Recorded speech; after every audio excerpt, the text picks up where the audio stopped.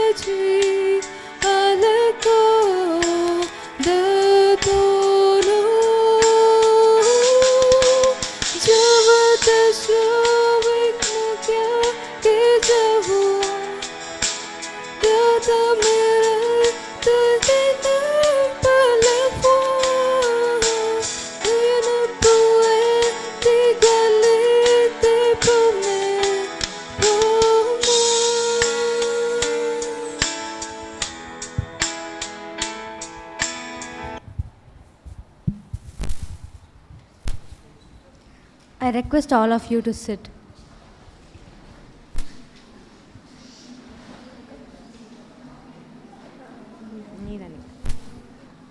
Now I would like to invite Ms. Valentina Powers, Assistant Professor, Department of French, to deliver the welcome address.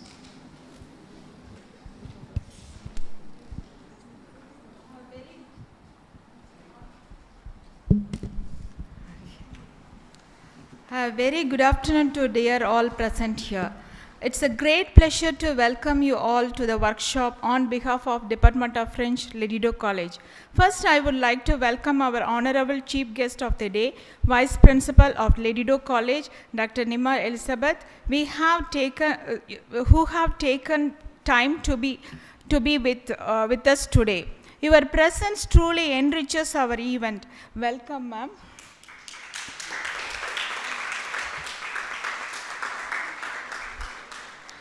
Today we have the unique opportunity to learn from Madame Veronique Francois Couttois, who is our resource person, as she shares insights on topic French Argot, translation challenges, and French cuisine. We are truly honored to have you with us. Welcome, ma'am.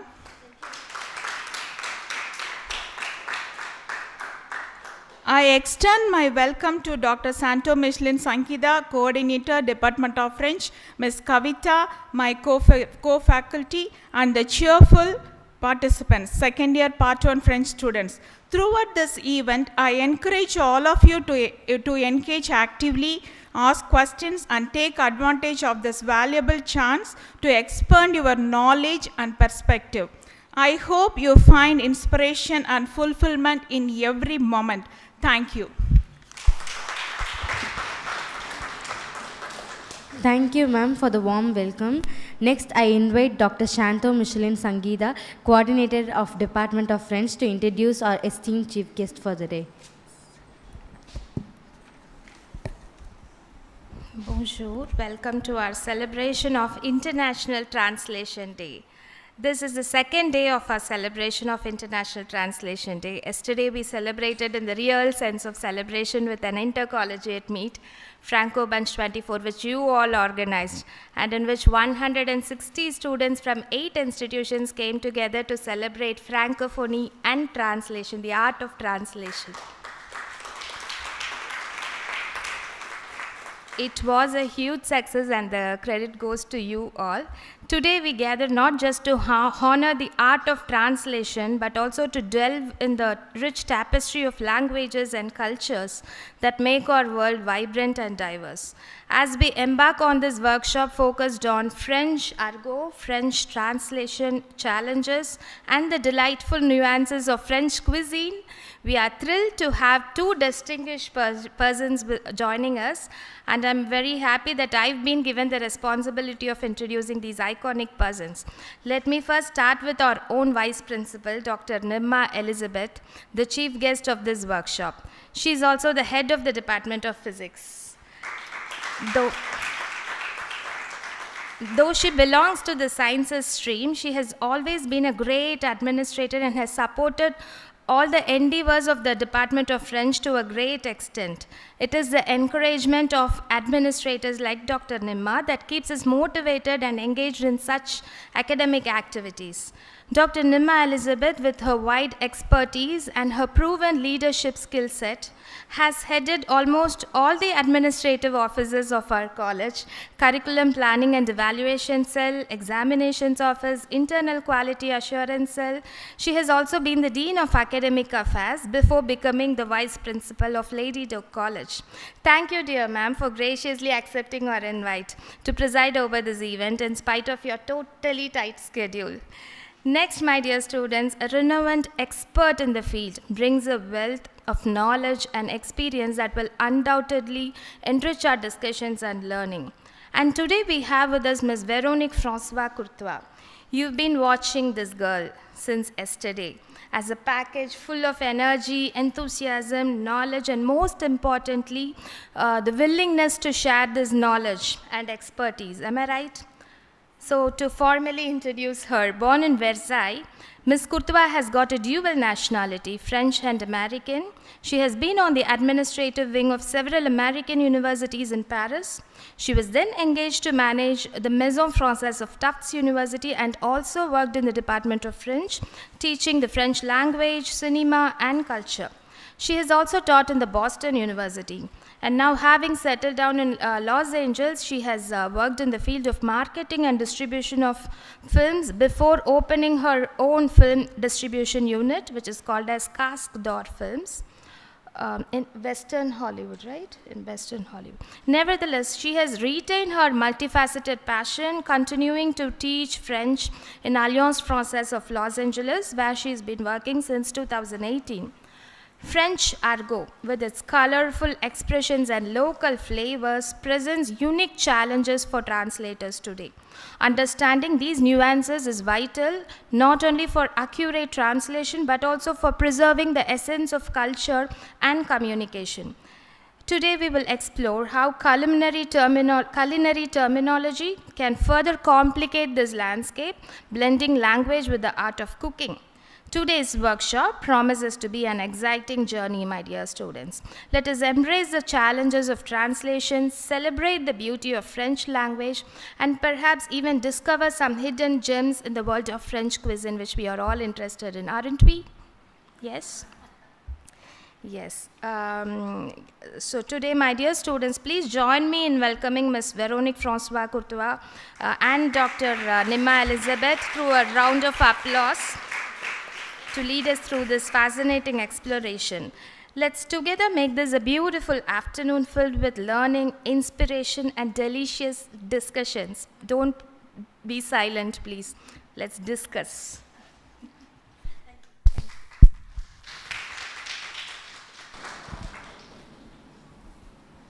Thank you, ma'am, for introducing our guest.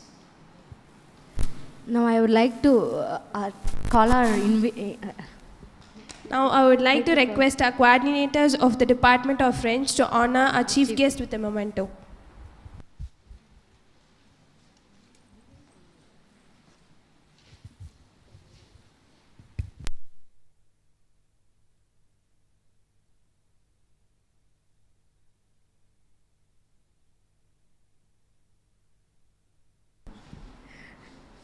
N- Now I like to call our Nimma ma'am to present the memento to Veronique ma'am.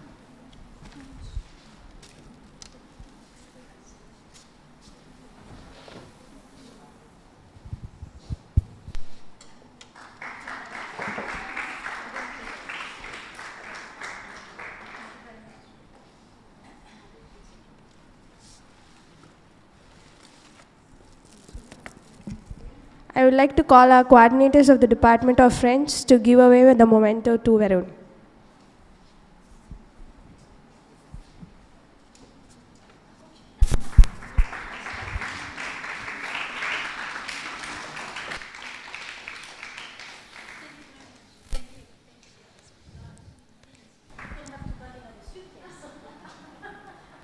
It is my privilege to now invite our chief guest, Dr. Nimma Elizabeth R., Vice Principal of Lady Doak College, to address the gathering.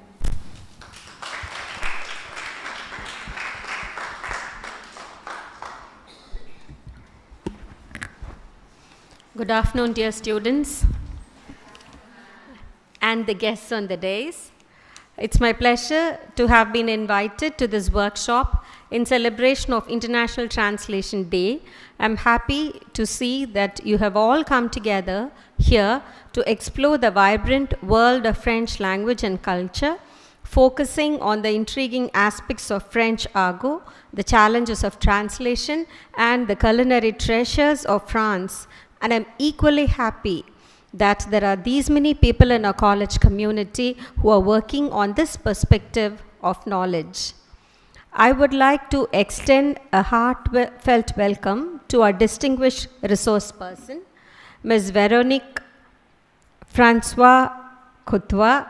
Am I right? Yes. Yeah. From Alliance Francaise of Los Angeles. Your expertise in the nuances of French language and your deep understanding of its cultural context will undoubtedly enhance our students' knowledge in these domains. We are honored, ma'am, to have you with us. I also want to take a moment to commend the Department of French.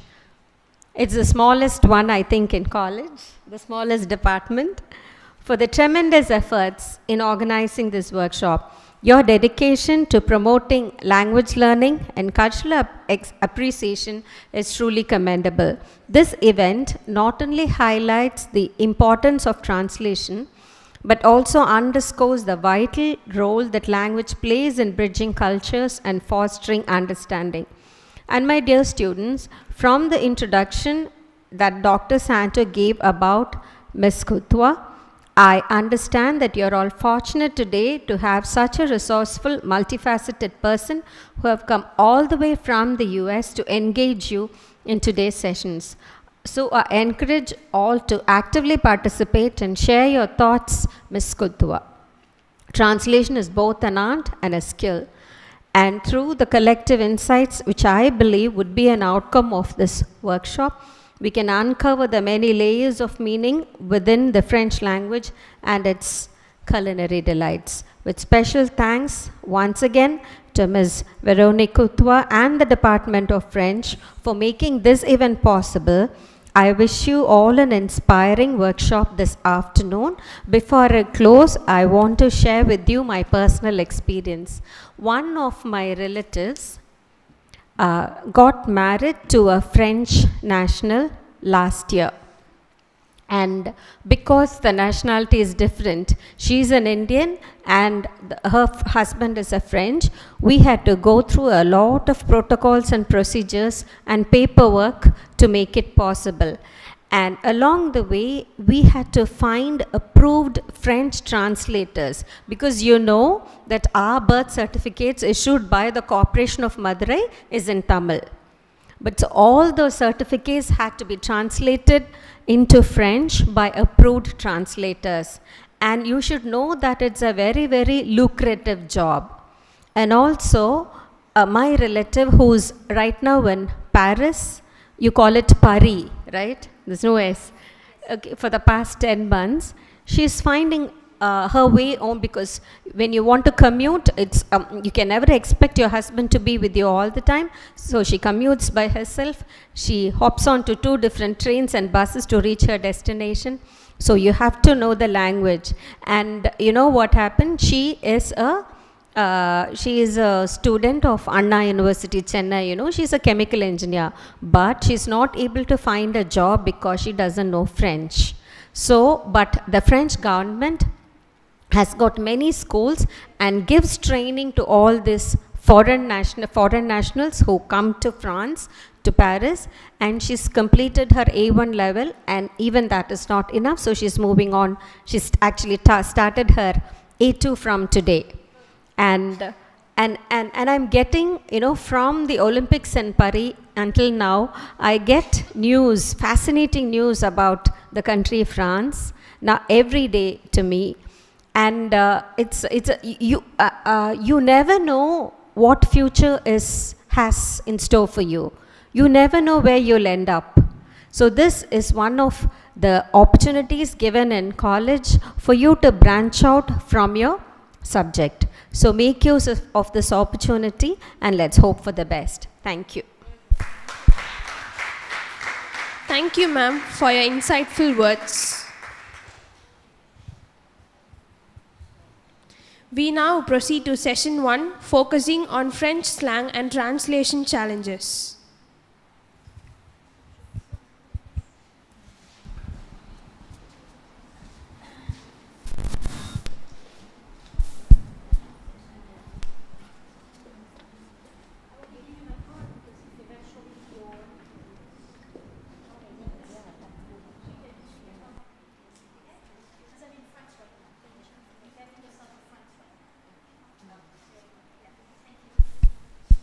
Thank you so much.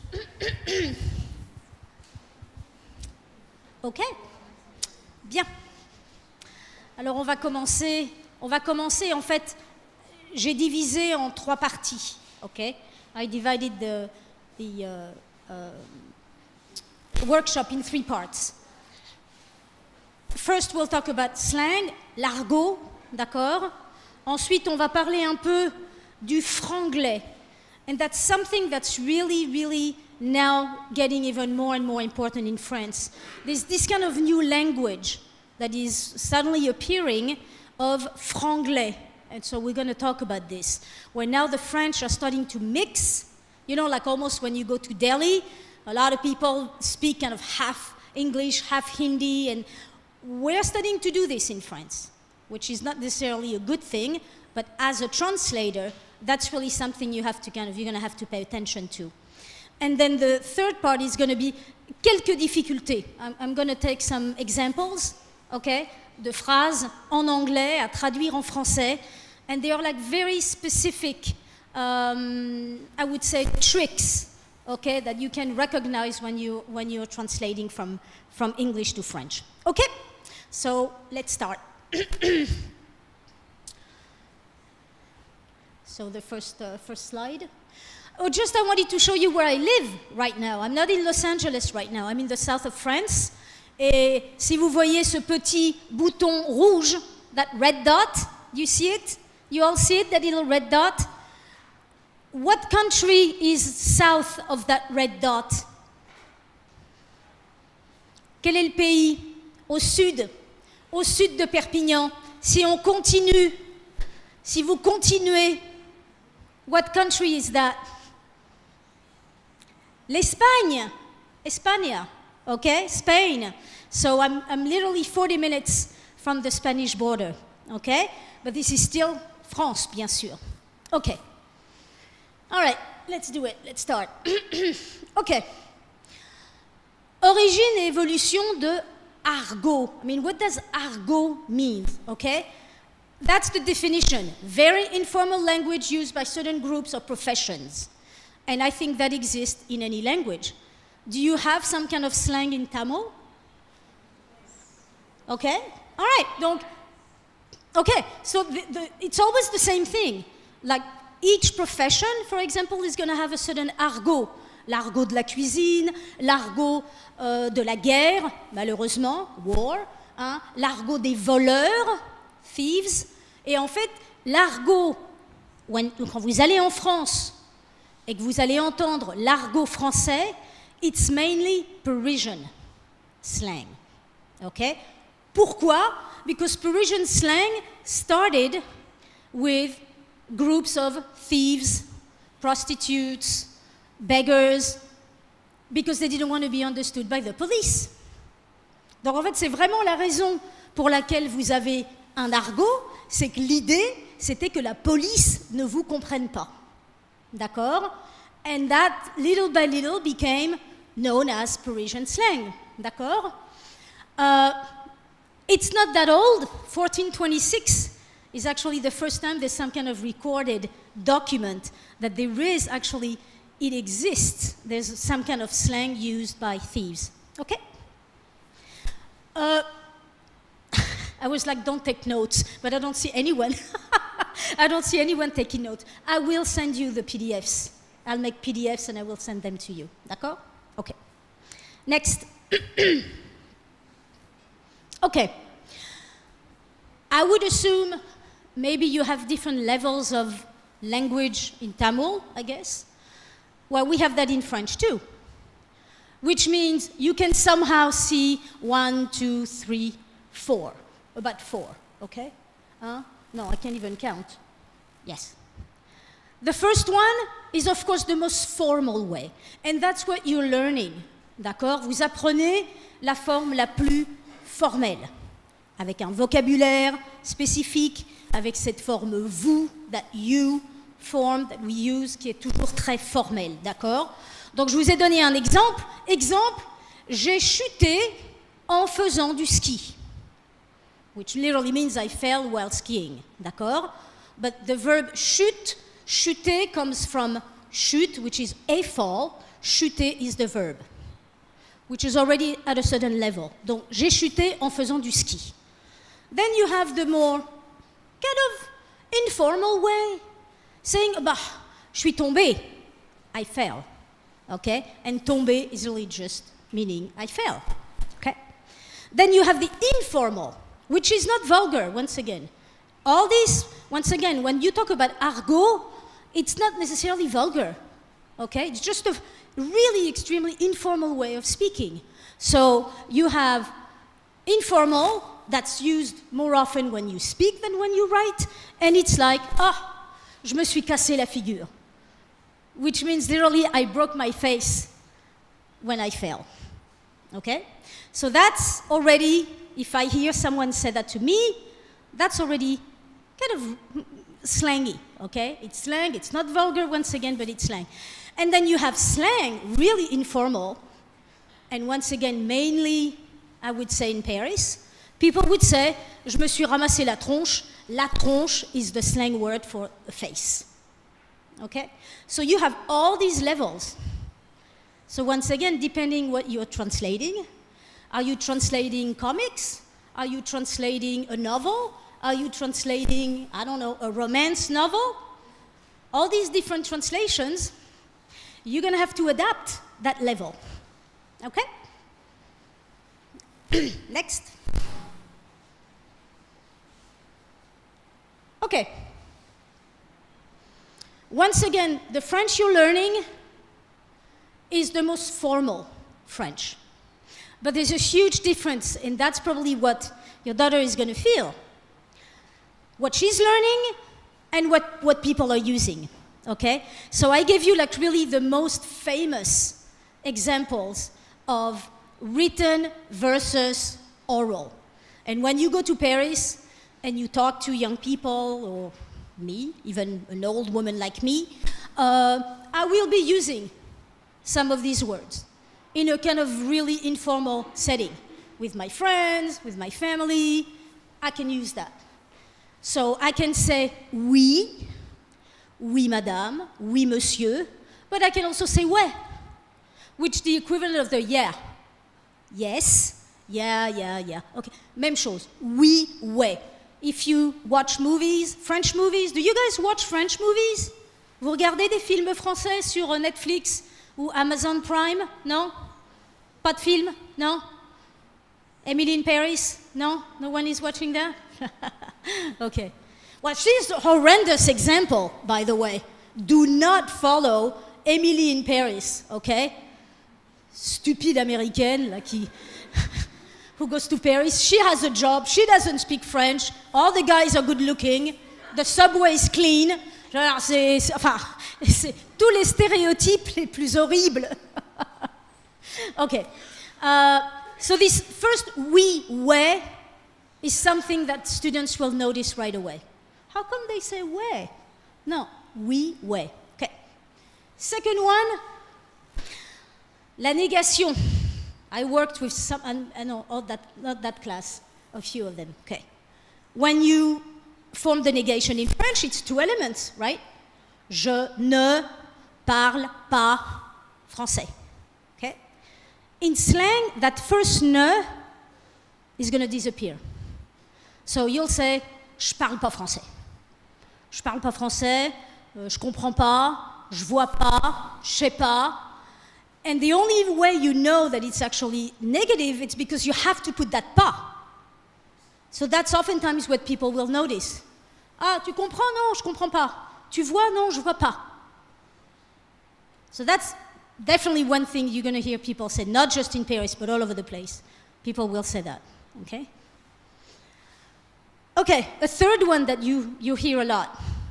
Il y a, what does that mean, il y a? There is, huh? There is or there are. Well, the il y a becomes ya. Oh, il y a du monde ici. It's crowded here. Oh, il y a George Clooney. Ah, il y a. Okay, that's another thing.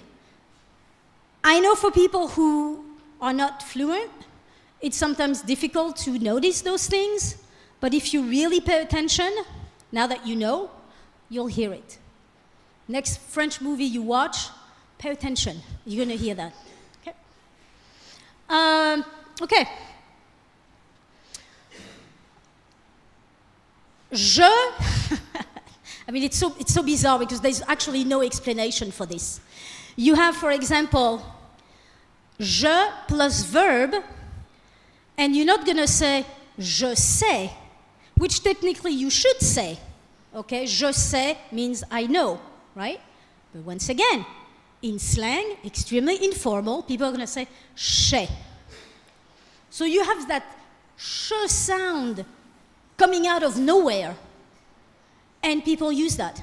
Je comprends, je vois. I mean, it's really bizarre, and that's what it is. Suis, instead of saying je suis français. Je comprends pas. Thank you, ma'am. Thank you. Thank you, Nima ma'am, for joining us.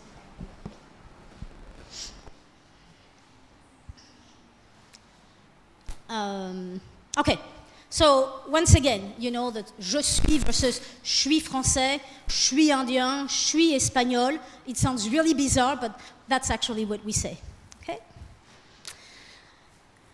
Tu es. I'm not going to offend you by asking you what that means. Tu es becomes te.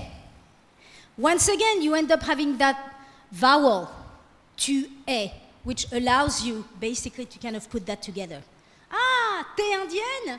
Ah, t'es gentille? Okay, instead of once again going tu es, je suis. So these are like really, really, really basic elements in French slang. And then the final one, pardon, bien, for whatever reason, becomes ben. So it's not ben, okay? Americans say, is that ben? No, there's no ben. It's ben. And they're like expressions. Like, for example, if you say, well, what about that? Ben alors. Instead of saying, eh bien alors. Ben alors. Voilà. So all these things, you won't see that in books, especially in your literature book. You're not going to have Ronsard or Molière writing this. But once again, if you're interested in being an interpreter, even a translator, you might find texts having that, or especially if you're an interpreter with younger, French people, you might actually hear them say that. Okay? Maybe after like 10 minutes, maybe I'll do like if they have questions. Huh? Okay, next slide, please. Okay. This is a tough one to explain. Verlan means it's switched.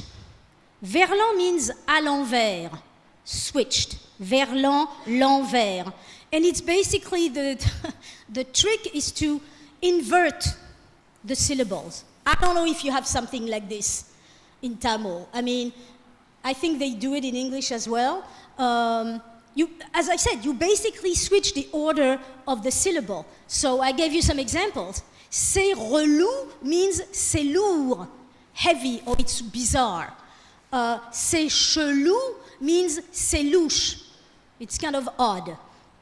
Other example, c'est un truc de ouf.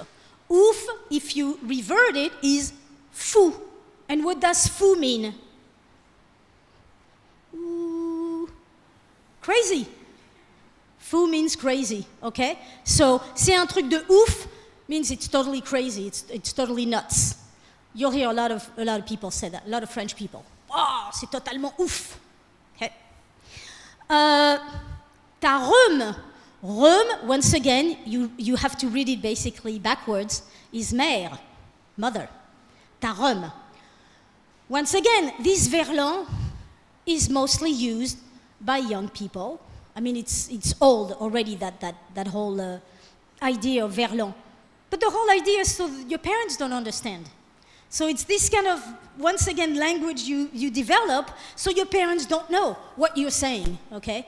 And let me tell you, French high school kids are very, very quick and very smart. They invent those words like all the time, which means sometimes you talk to French parents and they're like, I can't understand my child. Okay, other example, une meuf. You hear that all the time. Books, even some literature now. Une meuf is une femme. Once again, we switch the order, okay? Une meuf. Comment s'appelle ta meuf? C'est ta meuf? Is that your woman? Is that a woman? Comme. A comme is a mec. Mec is the argot for guy. So, I mean, I can only imagine. I mean, for you, it's probably like, I mean, it is another language in a way. And I think that's, the challenge now that I think a lot of French teachers have, especially overseas. Because I talk with people who teach French in so many different countries, and they said, it's really difficult for us now. Because a lot of French students, a lot of French people speak like that. And whoever is learning formal French and they come to France, they don't understand. It's like, ah, quoi, what did you say? Quoi, je sais pas, je comprends pas. Donc ça, c'est vraiment un sujet, enfin ça, on pourrait avoir une conférence avec ça. Parce que la langue française change tellement rapidement qu'en fait, ce qu'on enseigne est obsolète. Donc ça, c'est vraiment un défi, un challenge. We'll talk about the franglais later. Okay, then we have a couple of others. J'ai fait la teuf. La teuf is la fête, the party. Teuf, once again, read backwards, that's what it is. Je suis vénère. Vénère is énervé. Like to be, to be kind of nervous and pissed actually. And les keufs is les flics. So all these little words, once again, if you read maybe some, I mean, not Ronsard or Molière, but if you read things that are a little more current, you'll find that. Okay, next slide. All right, so here's a few examples. You all know the verb manger, right? Manger means, it's written, to eat, okay. Well, we have a lot of other verbs to mean to eat. We have bouffer, and bouffer usually means like chow. It's really when, you eat a lot, like me with my chicken 65. You have casser la croûte, which is something maybe not young people maybe wouldn't use that, but basically casser la croûte means to break the crust of the bread. That's what it meant. casser la croûte. We still use it. Casser la croûte, bouffer, boulotter. Boulotter means to snack. So once again, you see, you're learning, you think you're okay, saying, yeah, that's cool, I know manger. Oh, you might get, confronted with several of these translations, okay? Travailler. Travailler means to work. Well, unfortunately for you, we have a lot of slang words to express travailler. You have une boîte, a box, that's a company, une entreprise. You have un boulot, and we use that. Tu as du boulot? Do you have work? Tu as du boulot? J'ai du boulot, j'ai du travail. Okay. Du taf, même chose. Avoir du taf means to have work. Bosser comes from boss, comes from the English. Okay? And then you have se faire virer is basically to get fired. So I know, that's a lot, because once you have to learn the quote-unquote correct words, and then you have to learn that. I mean, you won't be using that. I'm just basically presenting you with those choices, you may have. I mean, you may see those things, meaning that learning travailler, manger, that's not over. There's still some work. Okay? And then same thing, we have some slang words for men, women, and children. Okay? Une nana is a chick. Une nana. Un mec, a guy. Une nana, une fille. Un mec, as I said, un gars. And a kid would be un gamin, a kid, un marmot. Okay? Next. All right. Any question on slang? I mean, as I said, in your own native language, that it could be, I don't know, any Hindi, Telugu, Maya, do you have a version like this? Are there certain words that are considered like extremely informal? Or not at all? No? No, not at all? So do they mean like slang? Is slang automatically something vulgar? Like an insult? You don't have that either? Wow, wonderful languages. You don't have that. That's great. Okay, no questions on slang? Ça va? Ça va? Vous êtes avec moi? Je vois, il y a des gens qui baillent, il y a des gens qui... Ça va? On respire un peu? On respire. Allez, on respire tous ensemble. On respire. Encore une fois. On respire. Il y en a qui ne respirent pas. Maybe they're dead. I don't know. Okay. Franglais, franglais, franglais.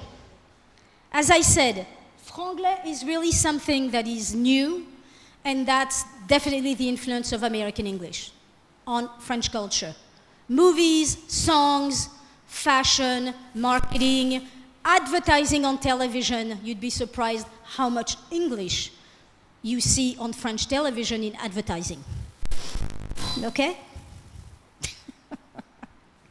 Okay. Franglais is simple. It's based français and anglais. Okay? It's kind of interesting for me when I was in Delhi because it's not actually or English. It's certain words in English, certain words in Hindi, certain sentences in Hindi, and you just kind of mix them all together. Okay? Franglais is a little different. You'll see why. It's basically speaking French, but with a few English words in there. All right. Okay, next slide.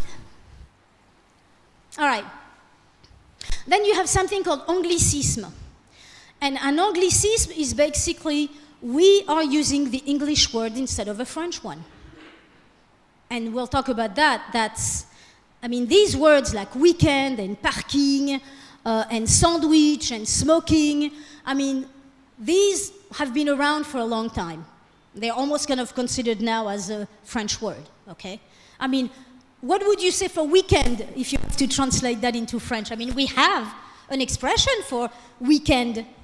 What is it? Right? No? How would you say that? Translation of weekend? Ça va? Ça va? You okay? I'm just checking for your well-being. La fin de la semaine, right? La fin de la semaine. But why do you think the French would rather say weekend than la fin de la semaine? Because it's shorter, bien sûr. And we're going to see that franglais is becoming more popular because the French are getting lazy. How do you say lazy, by the way? Which doesn't, oh, why am I asking them? It doesn't exist. Hein? Ça n'existe pas ici. Paresseux, someone who's lazy, paresseux. All right. Okay, next. All right. I mean, what's interesting, there's a lot of commonality between the French and English language. If you study, anyone is studying British history here? Well, if you see British history, England was occupied by the French for a very long time, okay? So there are a lot of commonalities between the languages. Example, challenge. Everyone thinks that it's only an English word, but actually it used to be a French one. Challenge existait déjà au XIIe siècle, 12th century, okay, but only with one L, all right? And it meant the same thing, provocation, défi, etc., etc. Let's see, what kind of textile is your pants made out of? Denim, jean, denim. Well, wouldn't you know? That comes from the French city of Nîmes, N-I-M-E-S. So that's it. Le fameux jean denim actually comes from that city where it was somehow, that textile was invented. Okay? Budget, budget exists in French as well. Un budget. Okay? And it's actually the British who stole it from the French.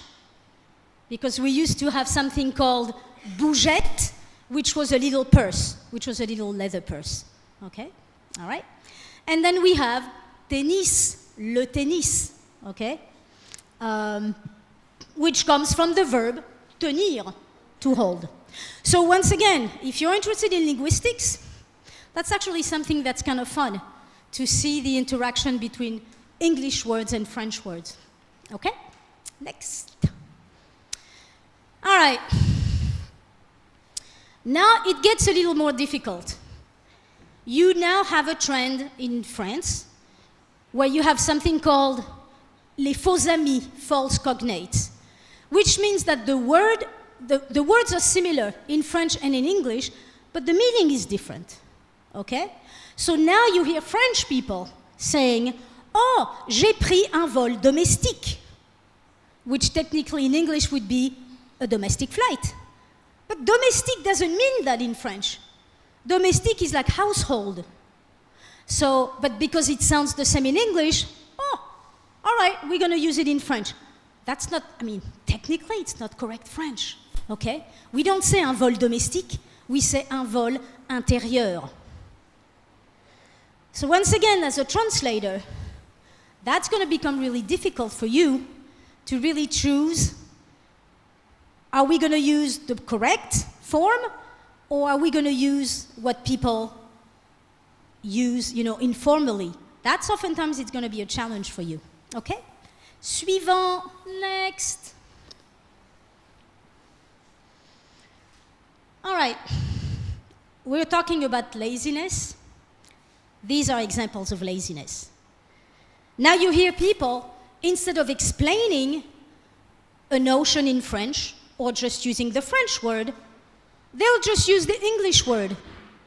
So you'll get someone saying, oh, aujourd'hui, à la réunion, at the meeting, il faut faire du damage control. And you're like, what? What? Je te jure que c'est vrai. And you're like, can you explain maybe? That's laziness. That kind of talk happens in politique, marketing, advertising, everything that's kind of trendy, okay? Which means at the same time that if you do not speak English, you have a problem, Because if you're at the meeting and someone says, oh, il faut faire du damage control, you're going to say, what does that mean, damage control? Okay? And the same thing. J'ai rencontré une personne random. I was like, what is like une personne random? You can say par hasard. You see? So that's definitely something that's happening now that you hear more and more in French. These not only words that are being used, but entire ideas, and that's the next slide, entire ideas that are being used. So these are examples. Look at this. This you hear now on TV, radio. Tu veux streamer un film ce soir? Which comes from stream, okay. Le mannequin is a top model, hein, pourra fitter, from to fit, clothing. We can say essayer. Non, fitter is a little better, okay. Pour utiliser cette appli, il faut swiper. So basically, that's another thing. You actually have now, you take the English verb, and you add ER at the end. Stream, streamer, swipe, swiper. I think these ladies are not going to have a job anymore. I love that one. Faites un régime, like go on a diet, okay, au printemps pour avoir un super summer body. We could explain, but that's not as sexy, you know. If you say un corps d'été, it's not as sexy as un summer body, you know. And then look at the last one. Il est important de développer le body positivisme chez les jeunes femmes. Encore une fois, this comes with a huge Americanization of not only French, but the French language. All these trends, you know, yoga, detox, all these kind of trends, once again, that you have a lot of actresses and, you know, people who really, that's the new generation, that's the way they speak, and I can tell you there's a big age difference, because if the parents don't speak English, they don't understand. D'accord? Okay, next. Okay, other examples. Pour éviter de cuisiner tous les jours, to avoid cooking every day, adoptez le batch cooking. So batch cooking is not just a word, it's like the whole concept. Batch cooking means you cook everything in one, so you don't have to do that every day. Well, that's kind of long to kind of explain that in French. But in English, it's great. Hey, batch cooking, okay? Quand je vais chez McDo, what's McDo? McDo. McDonald's. Vous allez chez McDonald's? Tiens, je vais regarder. Vous allez chez McDonald's? Qui c'est qui, juste pour savoir, just so I know. Qui va parfois manger chez McDonald's? How many? Combien? Une? Non. Une, deux. They're like, elles osent pas. Hein? Yeah, well, we say McDo, ok, pareil. Vous aussi, vous dites McDo? Oh, McD, ok, McD, d'accord. Quand je vais chez McDo, je préfère commander un BBO, beef, bacon, hein, and onions. Aussi après, game changer, fan zones, tous ces termes en sport aussi, on utilise en anglais. Voilà, ok, next. Ok, d'autres exemples, il y en a beaucoup. Regardez. Sophie travaille pour une compagnie de consulting. We have a word for consulting, c'est une société de conseil. Mais c'est beaucoup mieux de dire je fais du consulting. You have a lot of people in France now. Young men, young women. Hey, Pierre, qu'est-ce que tu fais? Quelle est ta profession? Oh, je fais du consulting. It sounds much better than saying je fais du conseil. Se challenger. Like that challenge again, okay? If you're one piece of advice I could give you, if you're definitely going to go into interpreting or translation, really choose a specific domain. Don't become like the, translator for all, kind of. No. Choisissez and really choose something you love, you're interested in. Marketing, banking, law, fashion, food. So you really kind of concentrate, your time. If you're interested in law, legal translation is actually very lucrative, very boring, but very lucrative. Look at this. Les consommateurs vont lancer une class action. Now the French say class action. Well, there's a term for it. Okay? Action en recours de groupe. Okay? Do you have that program here in India where people sing and it's some kind of contest and then they win? The best singer wins. In the US, it's The Voice. I don't know how it's called here. I think I saw that in Tamil, actually, on TV. Yeah, people do that. Well, now they say, on va organiser une battle. Like the battles when they sing. Voilà. They use the English word in French. OK, maintenant, il va y avoir une battle. OK. Pas encore. Showcase, encore une fois, c'est un mot. Storytelling. When you go to Facebook, you go to all these apps. Quelle est la story du jour? Can they say quelle est l'histoire du jour? Non. Story, it's sexier. Et enfin, fame. La fame. Please tell me you don't know Kim Kardashian. Please tell me you don't know who she is. You do? You know who she is? Quelle horreur. Même en Inde, people know Kim Kardashian. Quelle horreur. OK, next. OK. Maintenant, on va voir un peu plus de la traduction. I selected a few sentences that I think sometimes are a challenge, especially for English speakers. All right, the first question. She wants to be understood. Why would we have two translations there? Elle veut être comprise et elle veut qu'on la comprenne. Do you see some kind of distinction between the two? Or do you think it means the same? When would you say elle veut être comprise and when would you say elle veut qu'on la comprenne? No? Same? Means the same?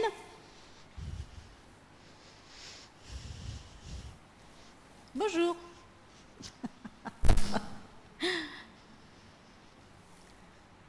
Non? Personne? No? Which one do you think is more personal?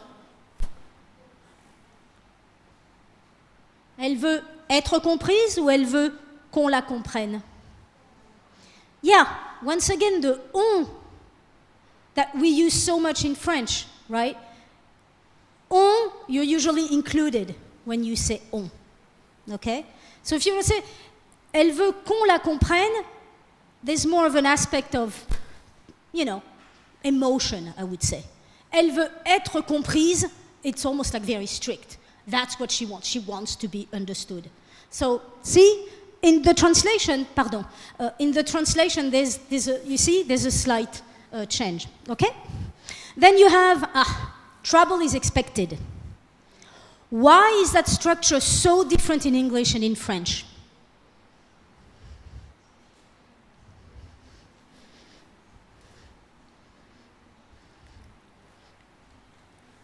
Is it specific in English?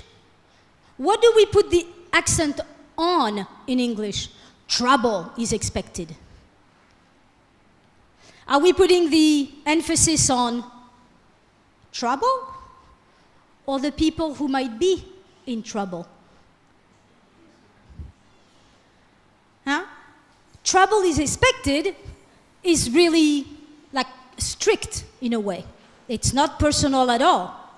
And that's the result. That's what's going to happen. Trouble is expected. Okay?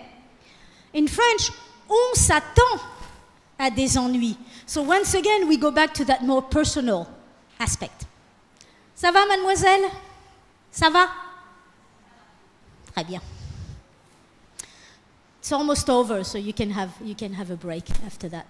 Okay. Number 3.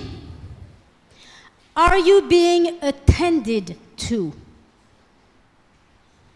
Et regardez la traduction en français. OK? Est-ce qu'on s'occupe de vous? So which one do you think is the more emotional, personal? The French version or the English version? Which one is more personal? Is more...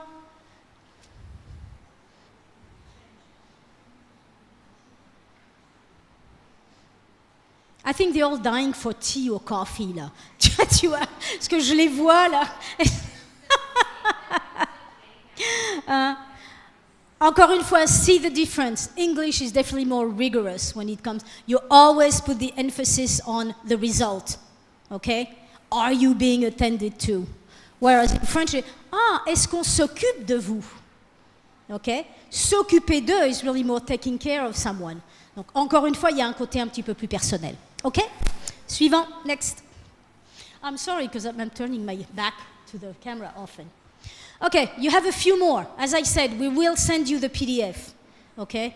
That's a tough one for a lot of English-speaking people, to have surgery. That's a tough one. He had to be operated on. He needed to have surgery. Il a fallu l'opérer. Opérer, and that's reflexive, by the way. Se faire opérer. I had surgery. Je me suis fait opérer. Okay? No surgery. I hear so many things. No, this one is a tough one. Another one. By the way, translation, medical translation.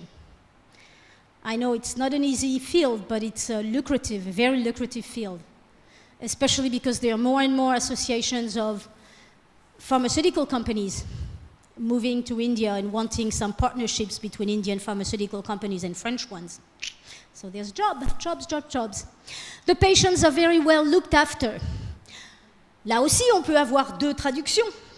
Okay? Les malades sont très bien soignés, that's descriptive.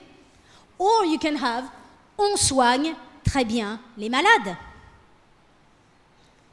Encore une fois, that on makes it more personal. Like you can say in this hospital, on soigne très bien les malades. That shows, once again, that you're caring a little bit more. D'accord? Et enfin, smoking is not allowed on the premises. That's a classique. Smoking is not allowed. Watching TV is not recommended. That ing form at the beginning of the sentence, we're not just going to say regardez. No. Il est interdit de. So once again, you're looking at the end, is not allowed, and then you say smoking is not allowed. Il est interdit de fumer dans ces bâtiments ou l'ensemble des bâtiments. OK? OK. Ah, my friend, le subjonctif. Do you know what that is, le subjonctif? No? You have no idea? Professor Sangeeta, they have no idea what the subjonctif is. Vous n'avez pas étudié? Oh.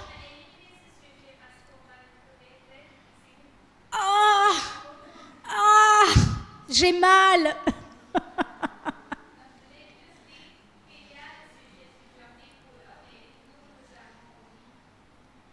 Alors, I'm going to play devil's advocate. You have to study the subjunctive, and I'm going to tell you why. The subjunctive in French allows you to express your feelings. Je suis heureuse que. Your emotions. Fear. Obligation. Forbidding something. I mean, that is such a predominant tense in French. I mean, I can't even think of you can speak French without having the subjunctive. So, and if you're going to be taking the DELF, by the way, you know, this French exam, you're going to have verbs in the subjunctive in there, okay? So I always tell American students, same thing, who get freaked out and say, oh, subjunctive, c'est difficile, compliqué. No, just think the subjunctive is your friend, okay? And little by little, you're going to start learning, I'm happy to see you. it's forbidden to do this, you will use that. So if you have any interest in continuing French, you have to tackle that. Okay, so then next, because they haven't studied it. So yeah, next again. Yeah, next one, because they haven't. Okay, so we'll go, pretty quickly there. You'll see when I send you the document. These are specific translations, like in marketing, health, and so on, just to show you how that can be translated, d'accord? I mean, the examples I gave you, you have, for example, the marketing of a product requires careful planning. La commercialisation d'un produit nécessite une planification minutieuse. Okay? So your job is basically to look at every word, see where it's placed and how it's used. The second one, dans cette optique, to this end, nous préparons également nos choix à venir. We are also preparing the ground for our future marketing strategy. Nos choix à venir en matière de stratégie de commercialisation, sorry I forgot the de, pour ces produits aux États-Unis. Okay? French banks process transactions only on banking days. Les banques traitent les transactions seulement les jours ouvrables. Encore une fois, that seems like Latin to you, but if you decide to select a field of translation, that's the kind of terms you're going to be studying. Okay? If you're interested in marketing, business, economics, you're going to have to learn all these terms. Okay? So these are just examples. I mean, I don't want to overwhelm you, but it's just to give you some examples. Next. Okay, others as well. I handle most of my shopping online. Je gère la plupart de mes achats en ligne. Okay? And then you have others. I'm not going to bother you with that. But that's basically it. If you're interested in one field, please learn all the words that you're going to be using.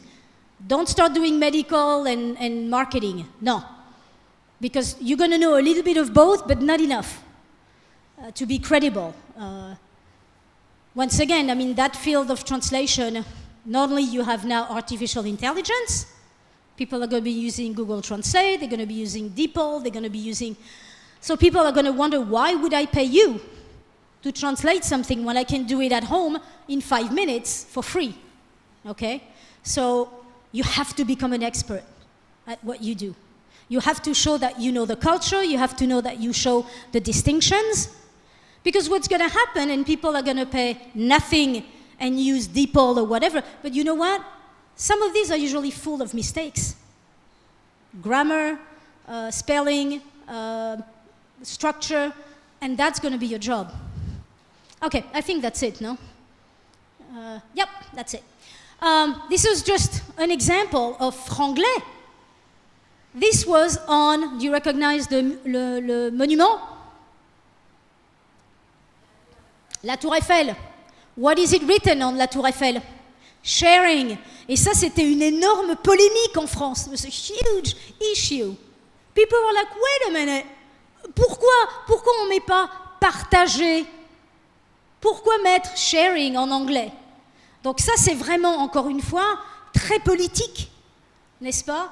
Parce que Paris est international, etc. Mais encore une fois, that's something, and just to finish on this, there's actually a law in French that imposes quotas of French, for example, on the radio. We need to have 40% of French songs. So there's a consistent battle of the French government to really stop that kind of progress of English in French. But from German friends, I heard, and maybe your husband can say that, German is actually, young people in Germany now are using more and more English than German. So anyway, that's it. C'est tout pour ce workshop. J'espère que ça vous a intéressé. And I think we have a break now. Et après, we talk about cooking, cuisine. OK, merci.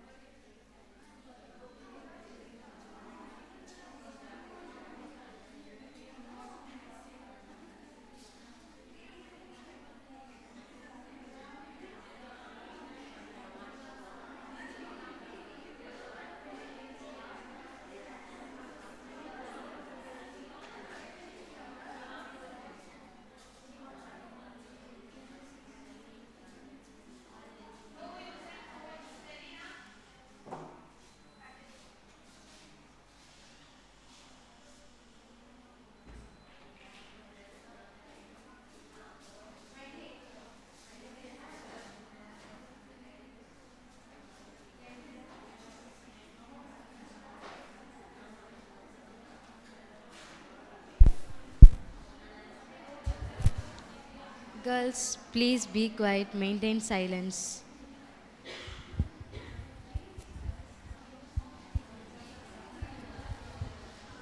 Girls, maintain silence.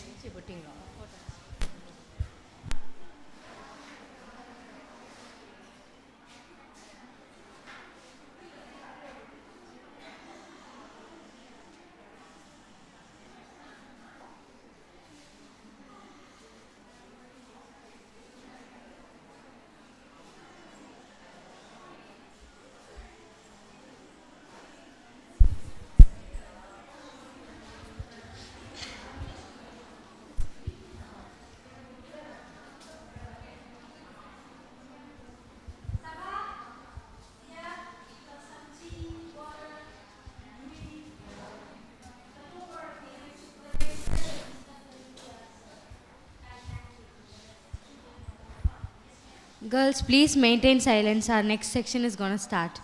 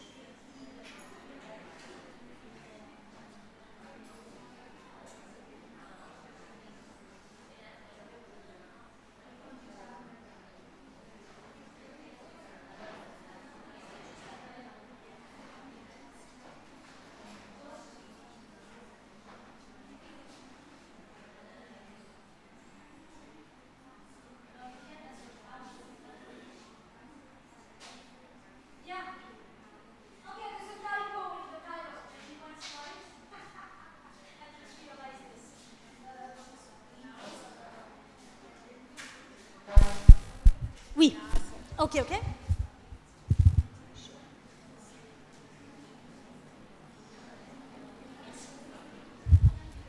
Okay. So did anyone find my typo in the title? I'll correct that before I send you the PDF. Well, at the end of culinaire, there should be an E. I forgot that. Okay. Alors, ouais. Premièrement, qu'est-ce que vous connaissez de la cuisine française?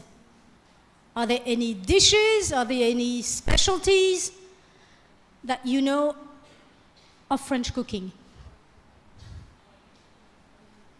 Please don't tell me pizza. I've had people say pizza. No. Oui? Non? Fromage, oui, très bien. Cheese, très bien. Oui? Croissant, okay, we're going to talk about the croissant. Hein? Alors, spaghetti, non. Spaghetti, c'est quelle nationalité, spaghetti? Italien, hein? Italien. Ok? Baguette, bien. Quoi d'autre? Le vin. Ah, le vin. No, don't talk about wine here. No? No. Pas de vin. Huh?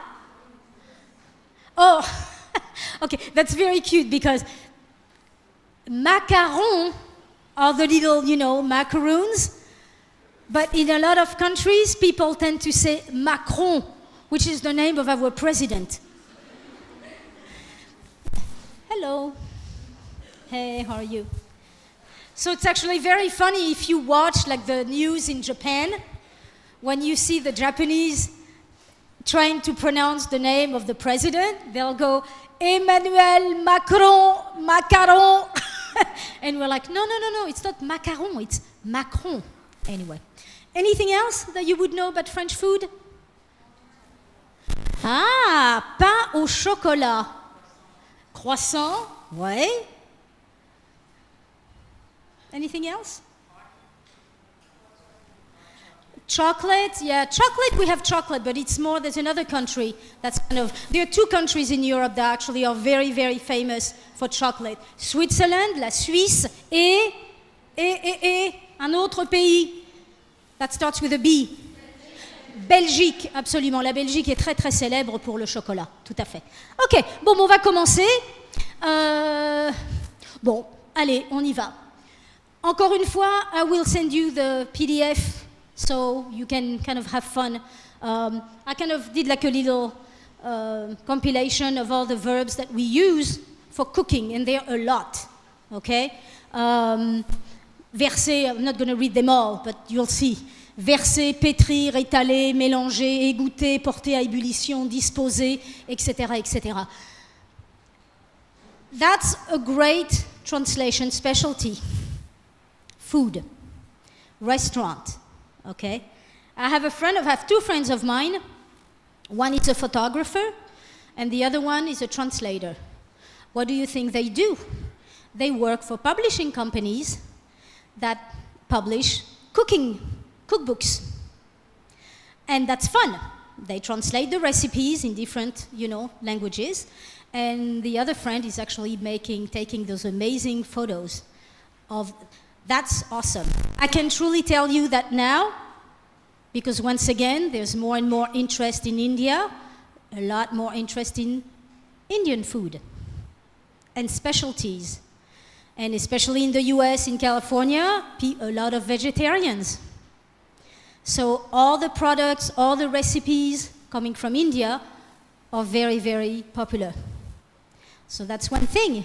You could be working for export company that's exporting a lot of food, a lot of items, food products, Indian food products, that we don't have in Europe or in the US. That could be a nice job for you. You can be a salesman. You can be someone, I don't know, tasting. You can be a consultant for a restaurant. I mean, you could be doing a lot of things. So, who's interested in food? Do you cook? Qui fait la cuisine parmi vous?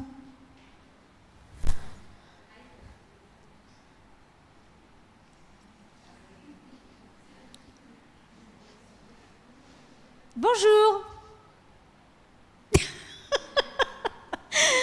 Est-ce que vous faites la cuisine, mademoiselle? Do you cook? Do you like cooking? Oui? Vous aimez cuisiner? Et vous, mademoiselle? Vous aimez cuisiner? You like to cook? Toi, je sais que tu adores faire les gâteaux. Mais, do you cook? Do you like cooking? Cooking, cooking, yeah. Do you cook at home? Oui? Oui, ok, oui. Et vous, mademoiselle? Est-ce que vous faites la cuisine? Do you cook? Do you like cooking? No? You don't like cooking? You don't cook? You don't like cooking? Ah, ça c'est intéressant. So you're going to have to live with someone who cooks. Alors, intéressant. Okay, so these encore une fois, all these are those verbs that are kind of basic when you're interested in cooking, and that if you read French recipes, you're going to see all these verbs. Okay, next. Okay, La cuisine française, as you may know, is one of the most renowned cuisines in the world. Well, that's kind of tradition, okay? Since then, if you travel all over the world, I mean, to me, there are other types of cooking that are as good or even better than French cooking. Example, Peruvian cuisine. If you travel to Peru, they have every climate under the sun, which means they have amazing fruit, seafood, corn, potatoes, everything. For some people, Chinese cuisine ends up being one of the best. So, you know, there's a lot of the tradition and there's a lot of the, oh, can I say the word? Arrogance of the French, thinking that they do have the best cuisine in the world. The reason why they think that way and why it's been established that way, it's because it's been ancient. The kings and queens have had a lot of cooks that actually wrote cooking, you know, cookbooks, and those cookbooks have gone all over Europe and they've become like, you know, the rules, okay? So, la gastronomie française se distingue par l'équilibre et l'harmonie. And it's true, it's very codified. If you happen to go to a cooking school in France, it's like the army. You have ranks, you have rules, everything is very detailed, and you have to obey whoever is in charge. So it's a very codified type of training, and it's very difficult. I know French people who went through cooking schools. I know Americans who did it, and they said it was really tough. So this harmony of whatever products you're going to be using, once again, everything has been codified in basic, like very well-known, you know, cookbooks. The second one is la présentation. I mean, if you've maybe looked at magazines where you see ads for French, are they actually French restaurants in Maduraille? Il y a des restaurants français à Maduraille? Non, pas vraiment. Même pas a crepe place? Une crêperie? Non? Qu'est-ce qu'il y a comme restaurant de cuisine différente à Maduraille? Est-ce qu'il y a des restaurants, je ne sais pas moi, coréens? Korean? Est-ce qu'il y a un restaurant coréen à Maduraille? Non? Un restaurant italien? Like pizza, non? Yeah, not Domino's Pizza. Ah, oh, ok. Quoi d'autre? What other type of... Chinois, ok, donc restaurant chinois, d'accord. Autre sorte de restaurant à Maduraille? De cuisine non indienne? Tibet, non? Tibetan, you know how? Il n'y a pas ça? Népal? Hein? Burmese, ok, de Birma, ok, d'accord. Mais français, non. Il n'y a pas de restaurant français. No French restaurant à Maduraille. Maybe that gives me an idea. No. Ok, donc encore une fois, la présentation artistique. Extremely elaborate presentations on a plate. D'accord? Ce qui est quand même très très différent de la présentation tamoule. Ok? Where it's like, beaucoup de choses sont liquides, beaucoup de choses... la présentation française est en général très... les portions sont très petites. Et c'est très, très organisé sur l'assiette. Voilà. OK? Et puis, les sauces. Les sauces, c'est vraiment considéré comme la base de la cuisine française. You have a sauce for everything. Pour les viandes, for meats, pour le poisson, fish, etc. Donc, c'est vraiment, si je puis dire, les trois caractéristiques peut-être les plus importantes de la cuisine française. OK? Next. OK. Ah, non. Go. Oh, oui, pardon. Okay, I was just giving like a couple of examples that we'll see of two sauces, and we'll see how they are made. Sauce béchamel, and then la sauce hollandaise. Okay, allons-y. Okay, what map is that?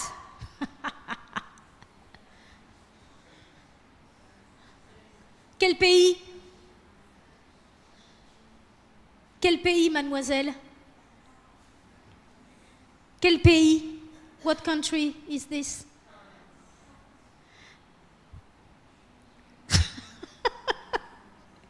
Now you're scaring me now. La France, bien sûr, hein? C'est la géographie de la France. Ah, vous me faites peur là. Ok, la France avec les différentes régions. En Inde, vous avez des États, you have different states. En France, on a différentes régions. Et c'est des régions qui sont très célèbres historiquement, mais aussi pour la cuisine. Chaque région a des spécialités particulières. Ok? Donc on a, vous voyez, plusieurs régions. Tout en haut, Picardie, Champagne-Ardenne, where you have the border with Belgium, Luxembourg. Okay? Then you have Strasbourg, Alsace, Lorraine. Germany is on the other side. Then you go down, Franche-Comté, Lyon, Rhône-Alpes, down, Provence, Alpes, Côte d'Azur, border with Italy. Okay? Then you have Occitanie, that's where I live, border with Spain. And then you get the coastal regions, Aquitaine, Pays de Loire, Bretagne, Normandie. And that's the Atlantic Ocean. Okay? So that kind of gives you an idea, depending on where, it's located geographically. Towards the coast, you have more seafood, fish, and maybe inland, you'll have more charcuterie, meats, etc. Okay? Bien. Next. Merci. Ah, la baguette.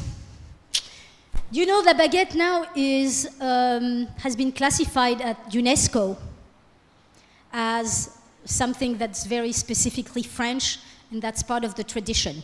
Okay? Donc la baguette, you have to understand. Okay, question pour vous. Quel est l'aliment le plus important dans la cuisine tamoule? Which is the most important ingredient in Tamil cooking? Like you feel like people want to have all the time. Le riz, right? Rice. Do you serve rice at every meal, pretty much? Eh bien, en France, c'est pareil. En France, c'est le pain. People want to have bread. You're served bread, pieces of bread, with anything from the beginning to the end, you're going to be having a piece of baguette. D'accord? Okay. I like that stamp. Isn't that nice? La baguette française. Each region has a certain type of bread, depending on what they're using. Wheat, corn, millet, any kind of... this is an example. Le pain basque, which is next to Spain, they have a specific recipe where they mix actually wheat and corn, which we never do in any other region. That's a specificity to them, which gives you that bread, which is incroyablement bon. C'est vraiment très très bon. Ce pain est vraiment très très bon. Okay, next. This is more or less all the breads in the country. So you have a lot. You'll see more on the PDF, but these are all the breads, different breads that people bake. Once again, depending on where you live, the shape is going to be different, the weight is going to be different, and people are very, very attached to their breads. They love it, People who live in those regions, they consider the baguette, nah, c'est pas bon. La baguette, c'est parisien. I don't know if you have that here, but usually people who live outside of Paris think that Parisian people are very snobbish because they live in la capitale. Do you have the same thing here? Maybe? No? Towards maybe people in Delhi who maybe think maybe they are... No, you don't have that? Okay, we do have that. where people living outside of Paris, always think that, no, the Parisians know better, or they think they're better than, no. So for a lot of people who don't live in Paris, la baguette, they prefer their local, their regional breads, okay? Ensuite, on va passer, my favorite, your favorite. Next. Mm-hmm.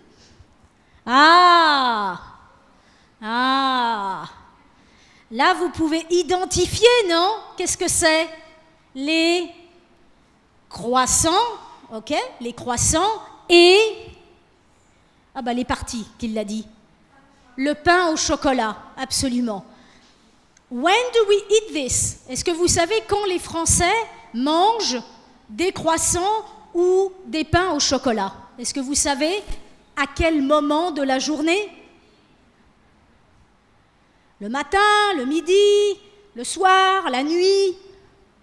En général, à quel moment on mange des croissants?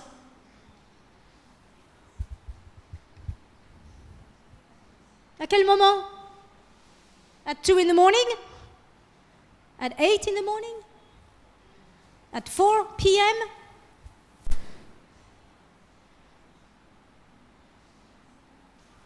À quel moment?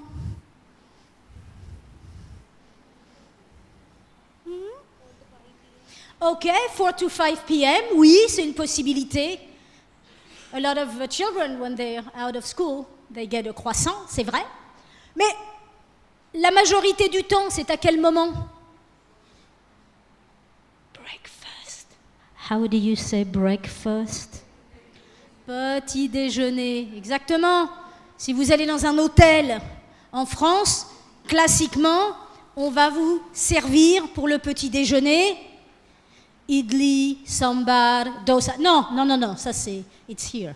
Non, en France, c'est croissant, pain au chocolat, tartine, sliced, bread slices, avec, how do you say, butter? How do you say butter? How do you say butter? Beurre. How do you say jam? Confiture. Voilà. That's classic. Hein? C'est plus ou moins le petit déjeuner classique. OK? OK. All these breakfast sweets, in a way, we call them viennoiserie. Viennoiserie that comes from the city of Vienne, Vienna. You know why? What would be the link between the city of Vienna and the croissant? No idea? Okay. I think it's 15th century. In Vienna, Austria, the Turks are threatening to invade. Okay? The only people who are up at 4 in the morning are the bakers. And they're going to hear the Turks coming into the city. So they're basically the ones who stopped the Turkish invasion of Vienna. And to celebrate those bakers, they decided to bake a croissant. And I don't know if you've seen the flag of Turkey, but the flag of Turkey has a crescent. Okay? So that's a symbol. Okay? So that's why it's actually called croissant. Voilà, that's the story. So under that category of viennoiserie, you have a lot of other sweet breads, okay? You have brioche, which is quite good. You have the next one with raisins that we call pain au raisin, with a custard, a vanilla custard. That's pretty good. Okay, next. You have pain au lait, which is kind of a milk bun, a milk bread. Then you have another one. What's the other one? It looks like what? Un croissant, but what's on it? Almonds, exactement. So how do you think it's going to be called? Un croissant aux amandes. And it also has it's a custard with powdered almond in it. C'est délicieux. Qu'est-ce que c'est bon. And it's so caloric aussi. Okay, next. Alors, of course, everyone wants to invent things.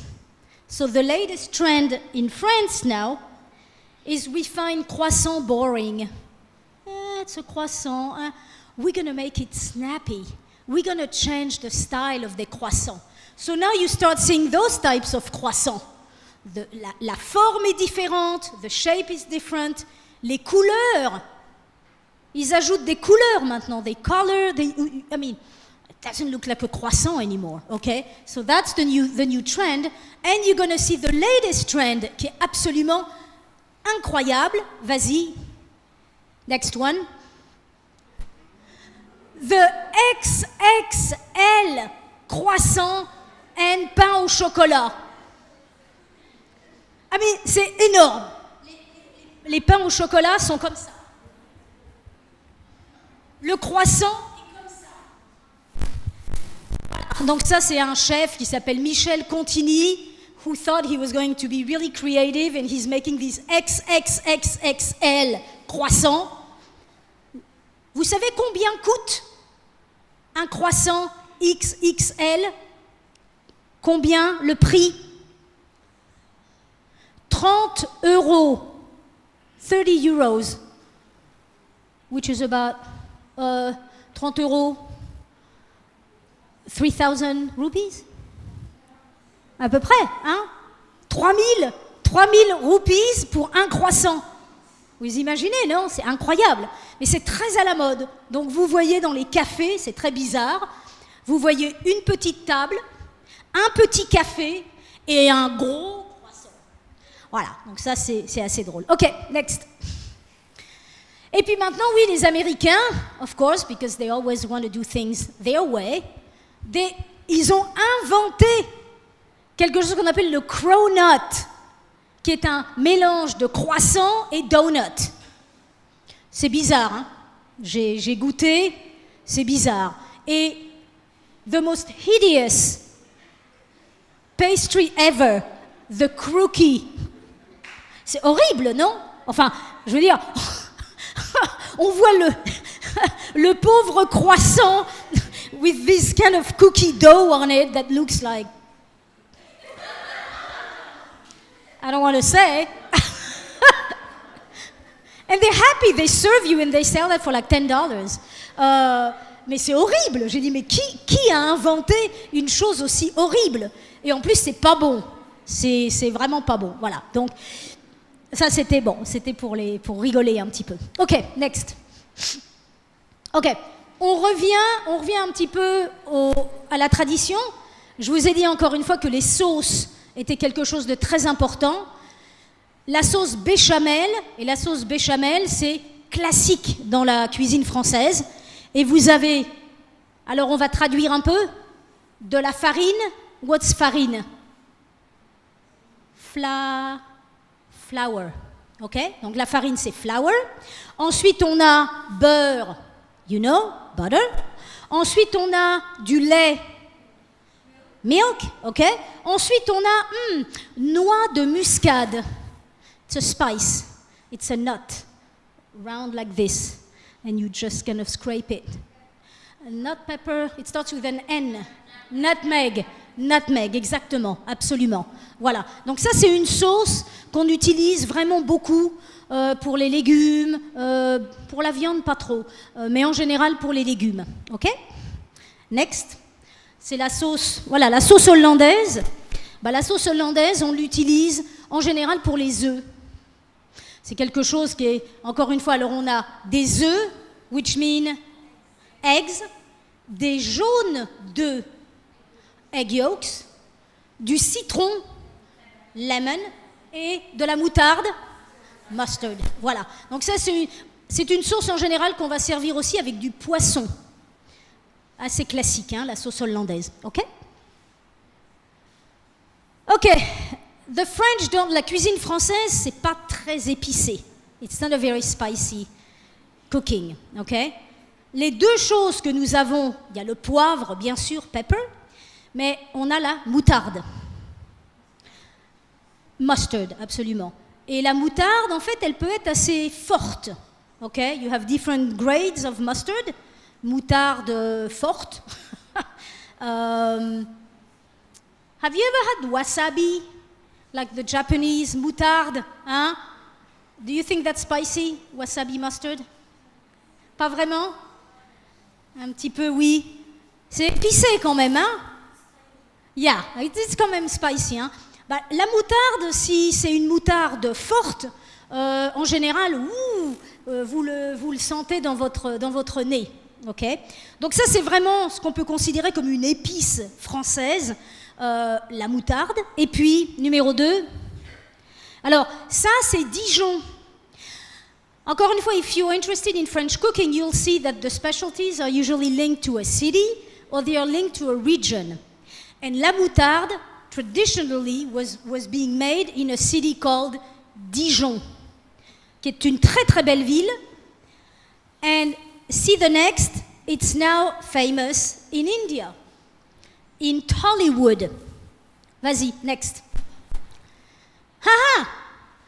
There was a movie that was made in Dijon. Adikshevava, je ne prononce pas bien, hein, je crois que c'est Telugu, il me semble. Et le film a été tourné à Dijon. Ce qui est assez drôle parce qu'en général, la majorité des films indiens sont à Paris. I mean, the two places where Indian films, Bollywood films are made are Paris, bien sûr, Saint-Tropez, like the whole Côte d'Azur, fancy Monaco thing. But these guys, I don't know what they did, but it's a beautiful city.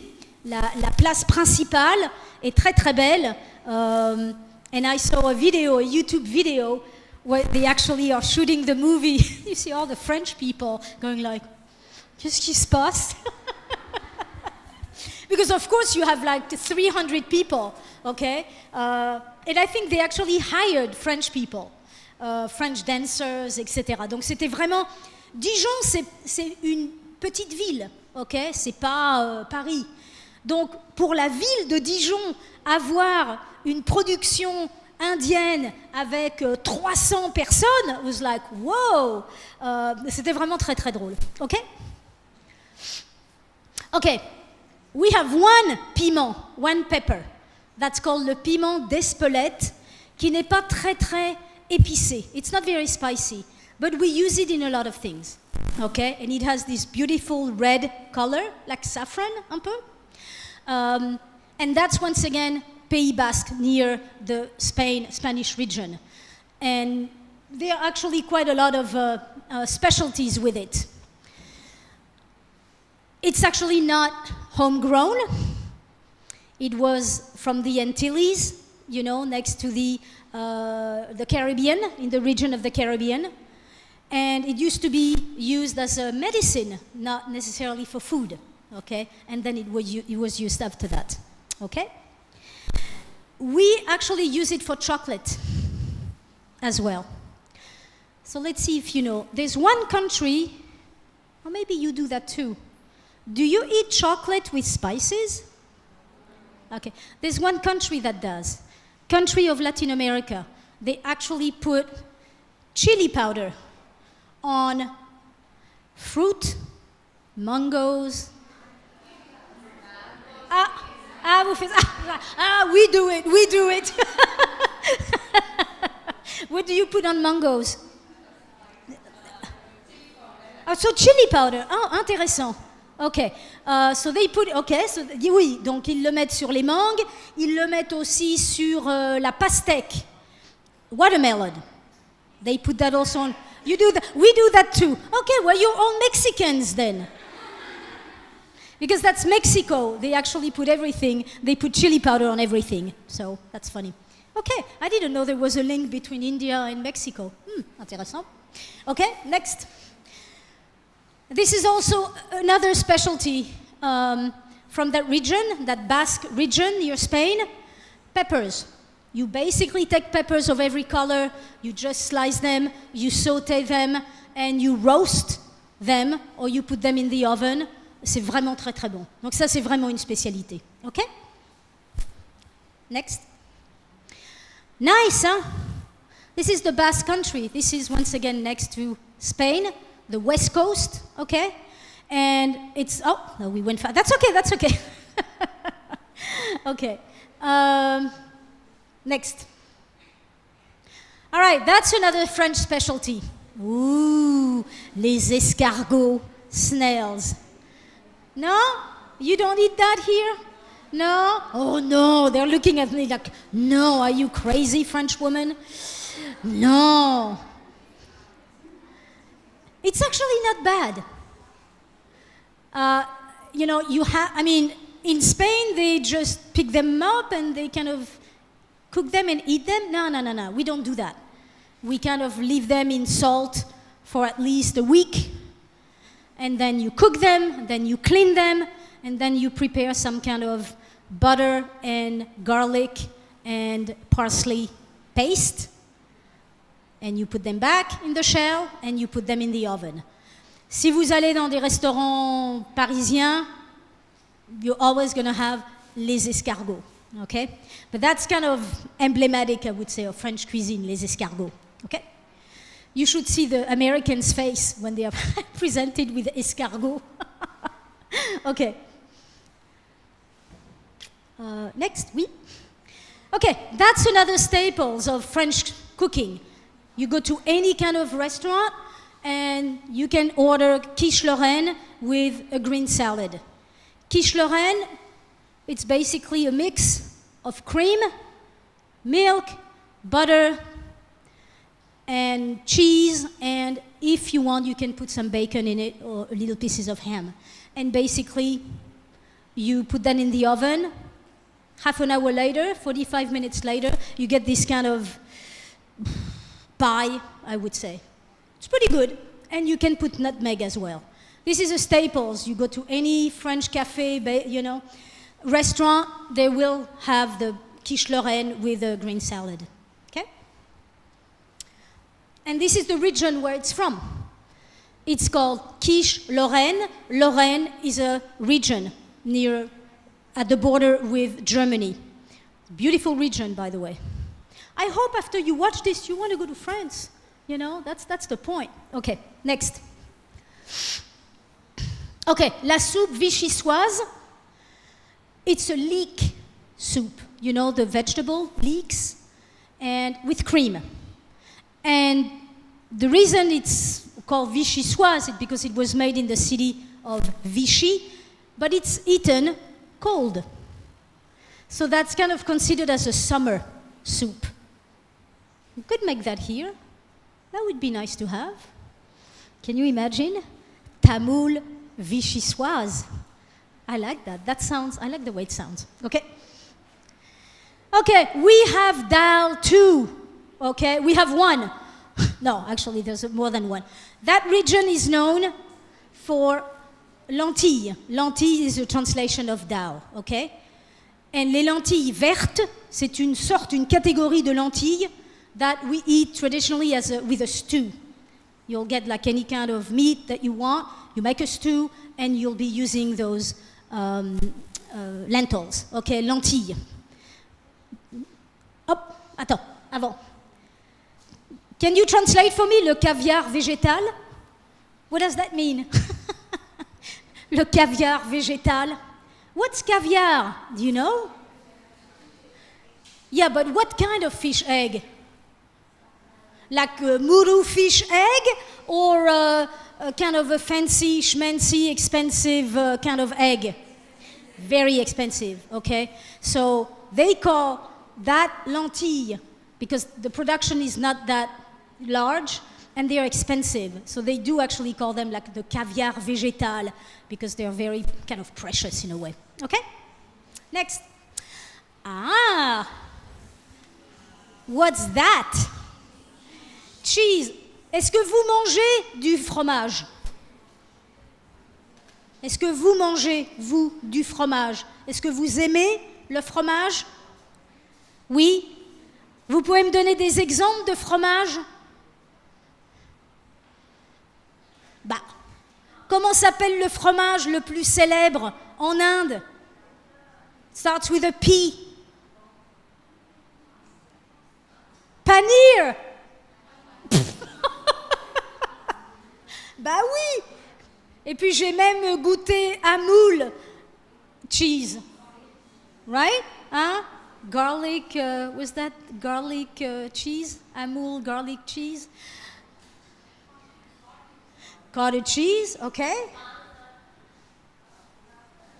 Okay. French cheeses, you know how many types of cheeses we have? Yeah, years ago we were at about 365. Now I think we're about 1,000 because we keep on creating new different types of cheeses. Okay? So you have different kinds of cheeses. You have fresh cheeses like cottage cheese, then you have goat cheese, then you have cheese that are aged. So we have, I mean, if you really like cheese, like pizza, you know, we don't use mozzarella on pizza. We use different French cheeses on pizza, okay? So if you like cheese, gotta come to France, okay? This is the region where these cheeses are from, which is a mountainous region, l'Auvergne, which is once again in the center of France. Gorgeous region that really, I invite you to go and visit, okay? Vichy. I told you the Vichyssoise soup. Vichy is a very well-known city in France because that's where you go to spas. It's known as the waters. There's actually a water called l'eau de Vichy, and that's known to help digestion. So in the 19th century, you have all these absolutely beautiful spas. You see one, which is like a 19th century spa, which is beautiful. It's a very historical city, so it's really nice, okay? La soupe au pistou. Can you recognize that herb? Wait, no. Basilic, basil, okay?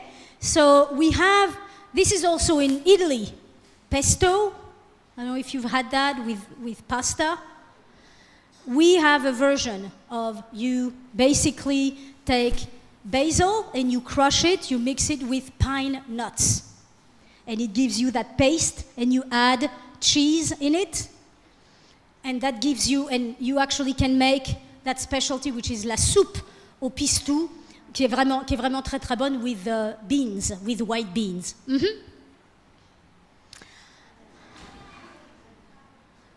Why do you know the word ratatouille? Le film, bien sûr, le film de Disney, hein, Ratatouille. C'est mignon, non? Was that a cute movie? Moi, j'ai trouvé que c'était très très mignon. Okay. Well, la ratatouille, c'est spécifique of the south. South of France, ratatouille.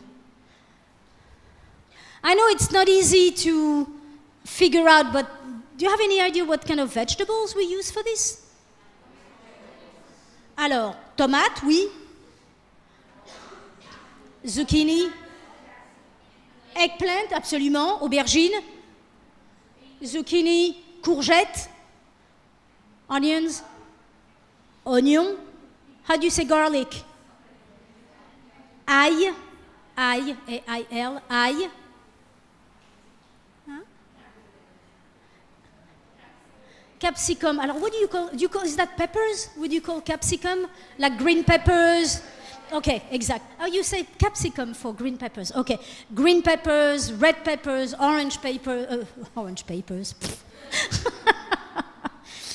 And basically you kind of cook them separately and then you put them back together. Just mix. And it's absolutely good. Once again, you can eat it cold in the summer, so it's really good. Okay? This is the region where it's from. Provence, which is really well known for lavender. So you have those absolutely magnificent fields of lavender.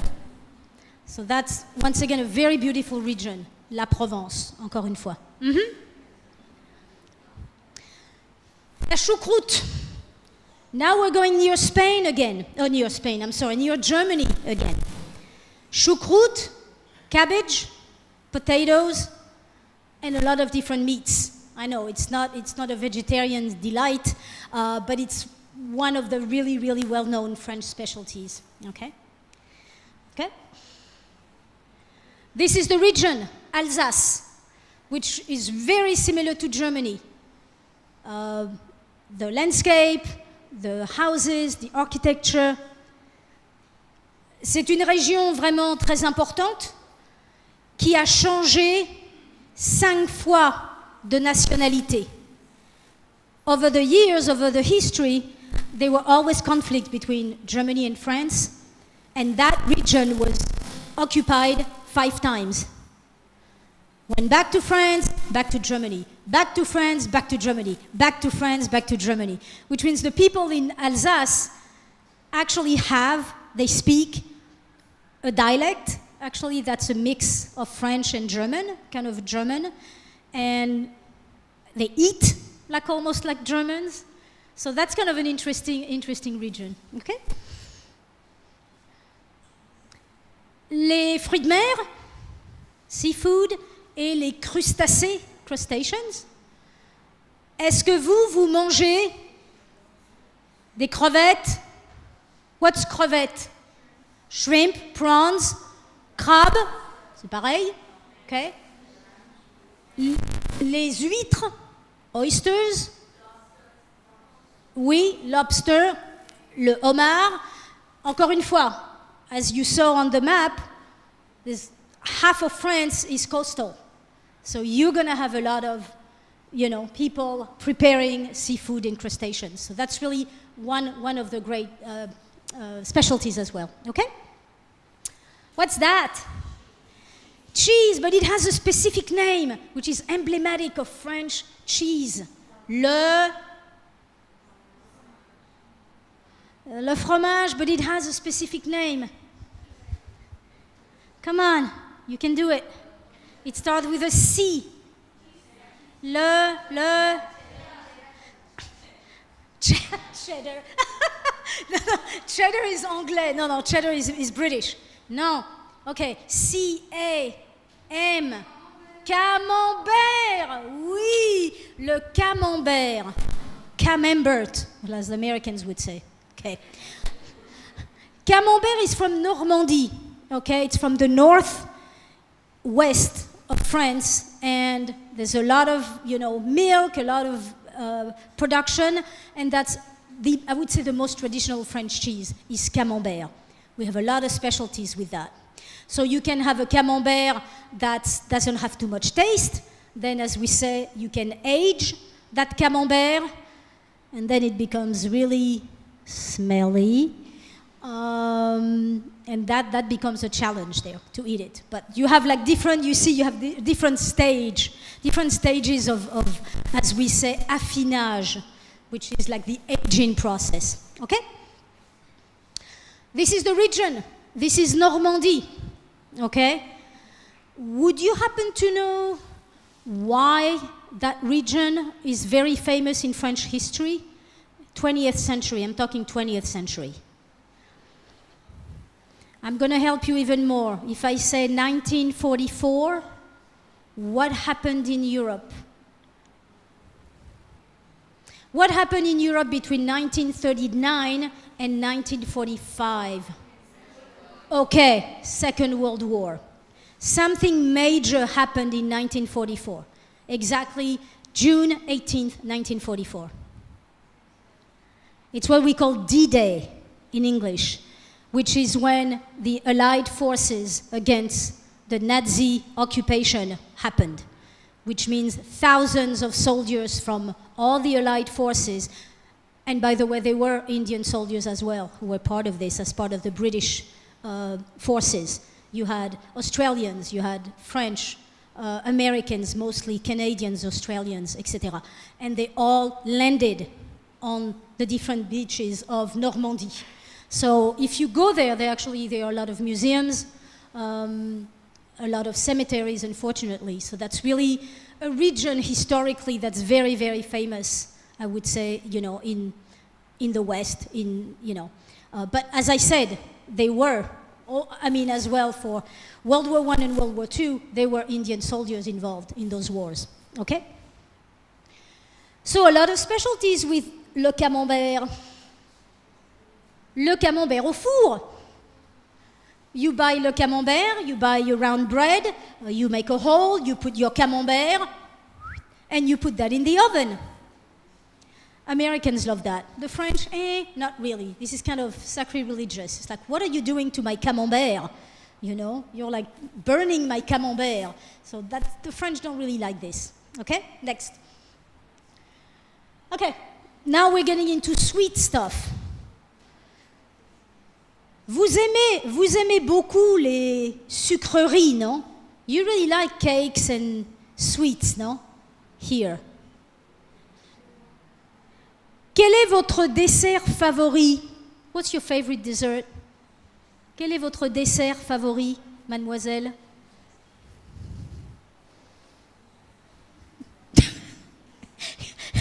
You guys are so funny. It's like I'm looking at someone and it's like looking at somebody else. What's your favorite dessert? How do you say ice cream? La glace. Enfin, il y a ice cream and ice cream, which is different. But oui, et vous? Quel est votre dessert favori? La glace.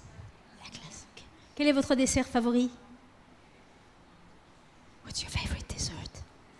Ice cream. La glace. Pardon.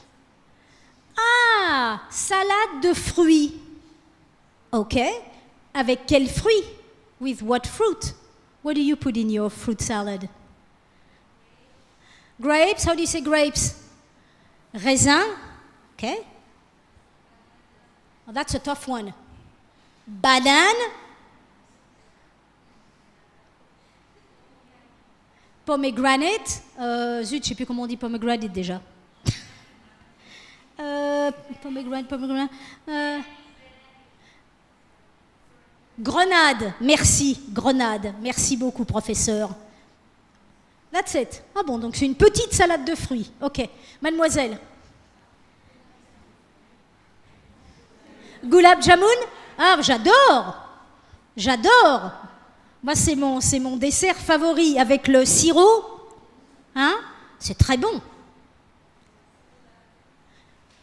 Ah, rasmalai, je connais aussi, j'adore.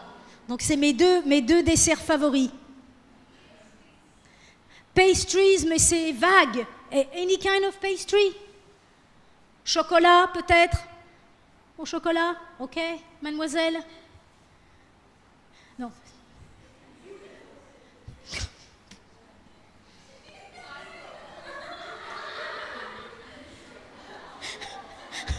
Comment?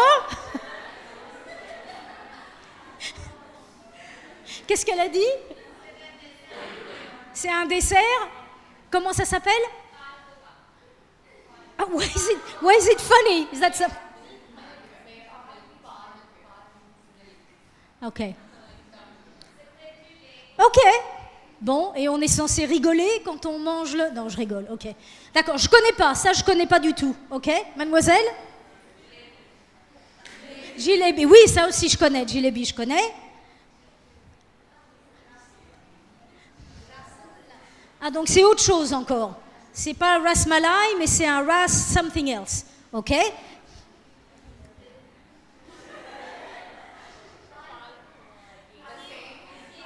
Ah, c'est le même, d'accord, OK? Mademoiselle? Même chose? Pastries?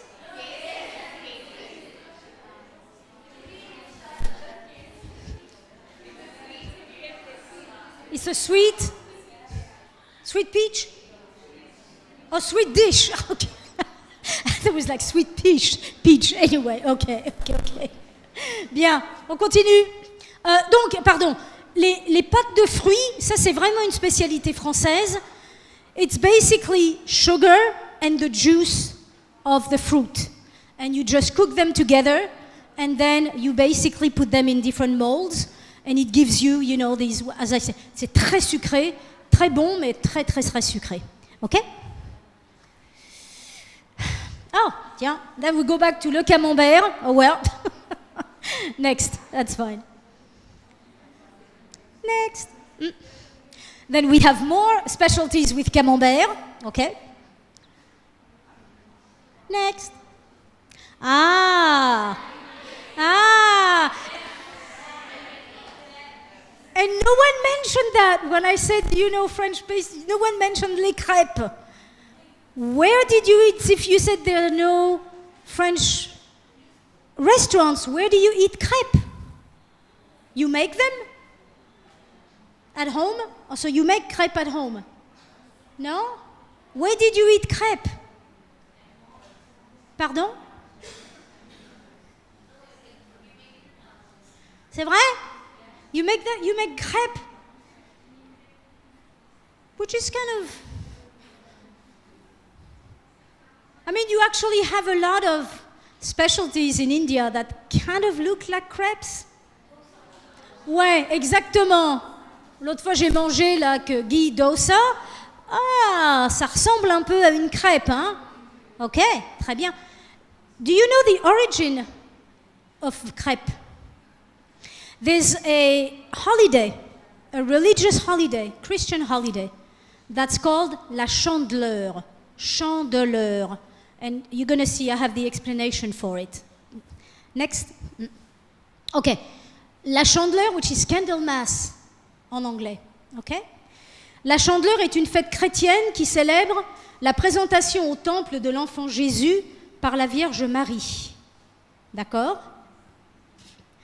Un événement qui, selon la Bible, a eu lieu 40 jours, 40 days, après la veillée, the eve, of December 24, donc le 2 février. À la suite de l'épiphanie, qui se fête 12 jours après Noël, c'est le pape Gélas Ier qui aurait le premier associé, who would have associated, the first one who have associated that commemoration to the chandelles, which are candles. Chandelles. We say bougie, but we also say chandelle. Okay?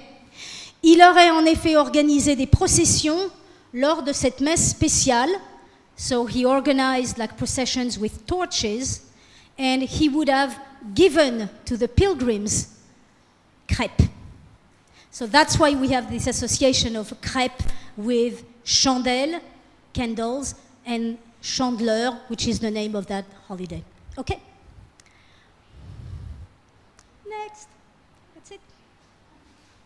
Okay, that's it. Voilà. Merci. Thank you so much, ma'am. Now I request the class rep of Aider, second year, Florence Selvajaba, to get the certificates.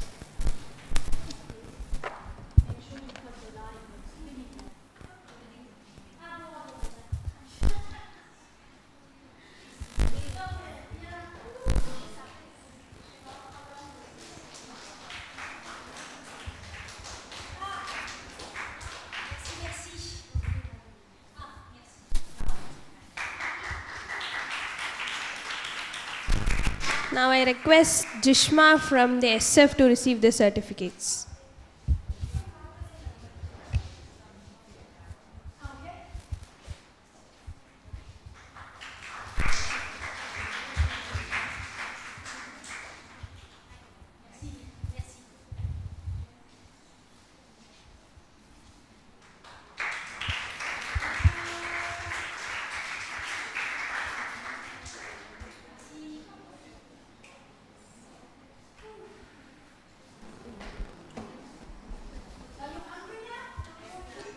To conclude today's event, I would like to express our heartfelt gratitude to everyone involved.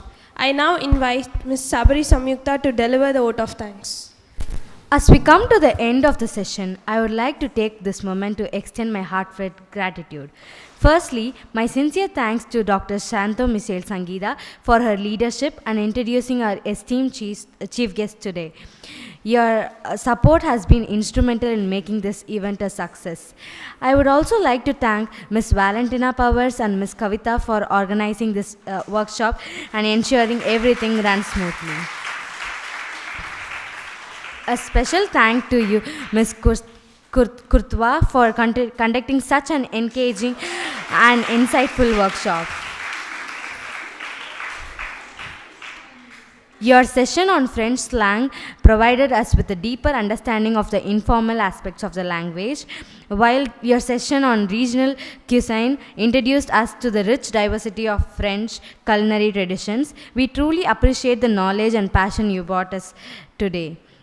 I also extend a brief thanks to Dr. Nimma Elizabeth for gracing us with her presence earlier and for her inspiring words. Finally, a big thank you to all the volunteers and and students for the active involvement and support. Thank you so much.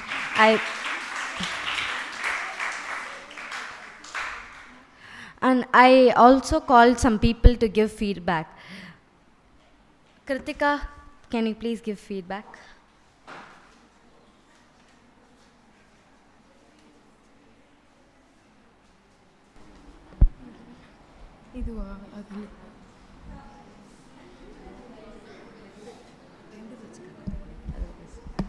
So hi ma'am, I'm Kritika, and first of all I would like to thank you for taking your time out and coming here to spend it with us. That's not a very simple thing to do. It's great, and French is a very new language for us, and hearing someone speak in French, the accent, I've always wanted to listen to somebody speak it in real time for me, and that's very great for me. Today was very special for me because these 3 hours have been fresh for French. I've always heard Santo ma'am speak, and it's been in the Indian tone kind of thing. She cannot attempt to speak in the French accent because we don't understand, but your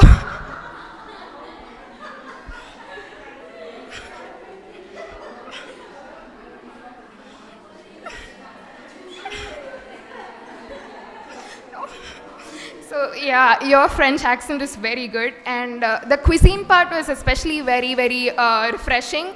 Every language has to address the cuisine part to understand the country better. So the cuisine and the slang and the difficult words of every field, it was very informative, and thank you very much.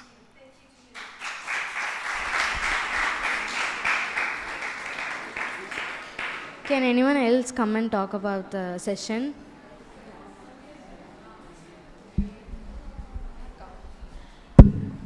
Bonjour à tous. Merci beaucoup, madame, pour cette incroyable séance. French is not new to me, actually. I've been studying French for a really long time, but I kind of left track on it because I took biotech as my major, so that I want to concentrate a lot on science, and I couldn't go a lot into French. But I really tried my best to keep on track with French, and that's why when madame said they have a workshop today, I ran from class right here. And when I got to know that you have come from France, I was so happy. Je suis très content pour cette opportunité. Merci beaucoup. And also, it was really good, as everyone mentioned, the French that we have been hearing here is so Indian, So it was really good to hear some French accent kind of French here. And I was really happy that I could understand most of what you talked today. And I joined midway, so I couldn't be here from the beginning. But I was really happy about the French cuisine because j'adore la cuisine française. Oui, oui. Also, I would really love to visit France someday. I have never been to France, but yeah. It was really good for me. It's really a good opportunity for me to stand here and to meet you. Enchanté. Also, what else? It's motivating me to keep my track on French, though I'm being in a biotech sector. I'm trying my best, and I'm trying to tutor French for academic students, for elementary kids. I study biotechnology. Merci beaucoup. L'académie. Pour l'élémentaire et l'enfant, oui. Also, I'm just trying to keep the track, I don't want to lose it. So, j'adore le français. Merci beaucoup. Merci beaucoup. Thank you, everyone. One more person can come and give. Hello everyone, bonjour mesdames. I feel that the moment we entered this hall, we were immediately transported to France, especially because of the ACs, because they were so cold. We were all like, and then I saw ma'am try on her jacket as well. So it was actually like a complete like teleportation to France itself. And I feel that you are an amazing resource person. And I noticed that you kept telling that, oh, I'm just an old woman. You're so young at heart, you're probably more Gen Z than all of us combined here. So can we have a big round of applause for ma'am?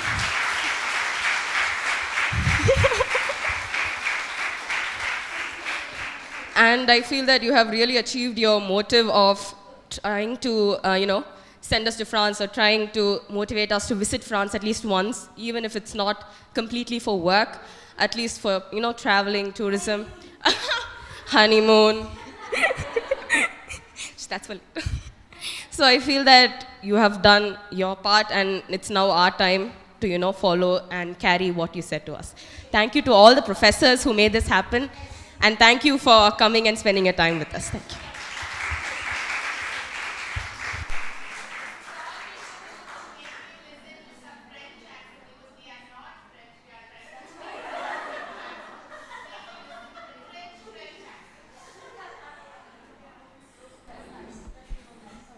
We'll take pics and we'll end the session now.